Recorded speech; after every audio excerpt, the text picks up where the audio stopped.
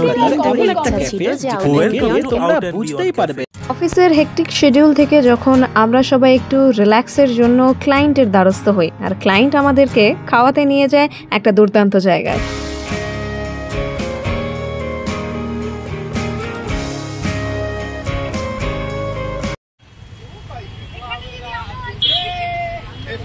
আমাদের টিমে কিন্তু অনেকজন, তাই সবাইকে আর কারে নিয়ে যাওয়া পসিবল হয়নি। আমরা কিছুজন কারে গেছি আর কিছুজন স্যারেদের বাইকে।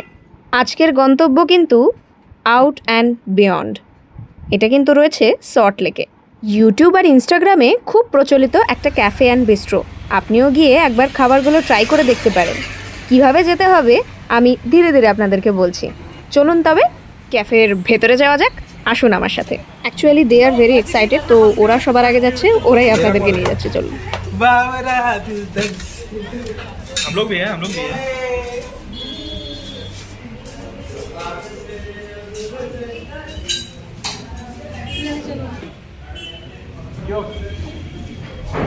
So hey guys, this is Shushmita from Corporate Mojdoor site. Oh, I'm so sorry. Right now from Madly Rockers vlog. সবাই কেমন আছেন? আশা করি সবাই ভালো আছেন। চলুন তবে একটু পরিবেশটা দেখাই। কেমন সুন্দর এই ক্যাফে অ্যান্ড বিস্ট্রোটা। আমার তো খুব ভালো লেগেছে, খুব সুদিং একটা পরিবেশ। আমি ইউটিউবে অ্যান্ড ইনস্টাগ্রামে বন্ধুদের তরফ থেকে শুনেছি, কলিগসরা বলেছে খুব ভালো, খুব সুন্দর। খাবারটা তখনও খাইনি, তবে আশা করছি আপনাদেরও এই অ্যাটমসফিয়ারটা ভালোই লাগবে, যেমন আমার লাগছে।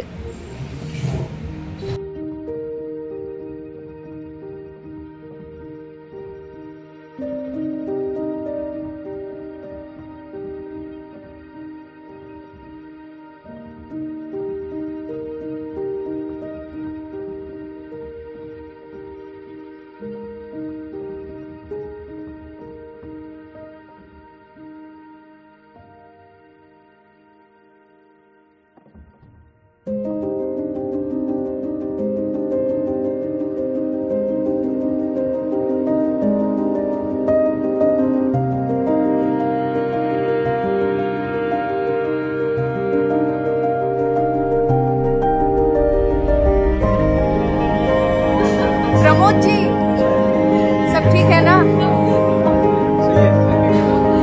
একটা কিছু ভালো অ্যাচিভমেন্ট করলে অফিসের তরফ থেকে ট্রিট দেওয়া হয়। এবারের ট্রিটটা সম্পূর্ণই ছিল আমাদের ক্লায়েন্টের তরফ থেকে। বাট এখানে কে কি খাচ্ছি সেটা সম্পর্কে আমার কোনো আইডিয়া নেই, কারণ আমরা কেউ অর্ডারটা দিইনি।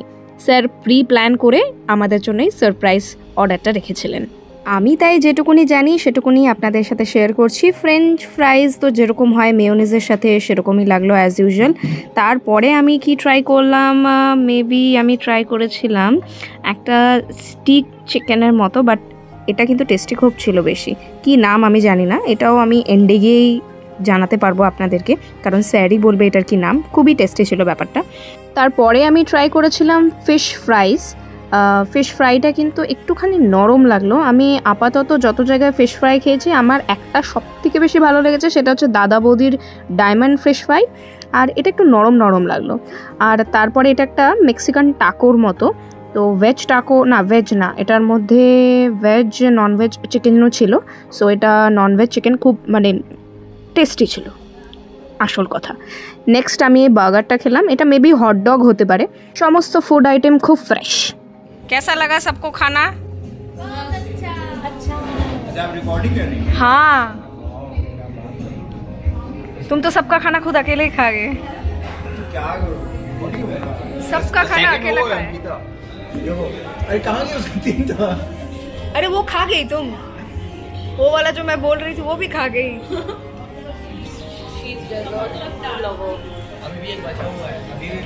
अभी भी मूस बचा हुआ है।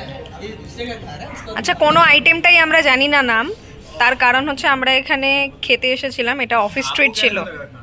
मेरे को तो बढ़िया लगा।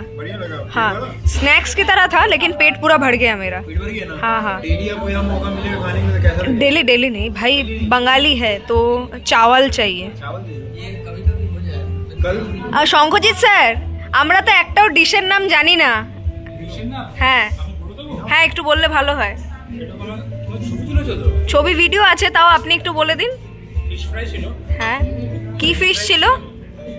বাসা বা টুনা? বাসা। হারিসা চিকেন ছিল, এটা স্টুয়ারটা ছিল না। আচ্ছা, হারিসা চিকেন। আর হটডগ ছিল, আচ্ছা একটা চিকেন মেক্সিকান র্যাপ ছিল, আচ্ছা আর লাস্টটা টিরামিসু, আচ্ছা আর ফ্রেশ টাইম ভার্জিন মরিচ। আচ্ছা ঠিক আছে, স্যারই ট্রিট দিয়েছে, তো সবাই মিলে থ্যাংক ইউ স্যার। সো আমাদের তো খুব ভালো লেগেছে। আপনারাও কেউ ট্রাই করেছেন নাকি এখান থেকে খাবার? কেমন লেগেছে অবশ্যই কমেন্ট করে জানাবেন। আজকের মতো ভিডিওটা এই পর্যন্ত, দেখা হবে পরের ভিডিওতে। টাটা।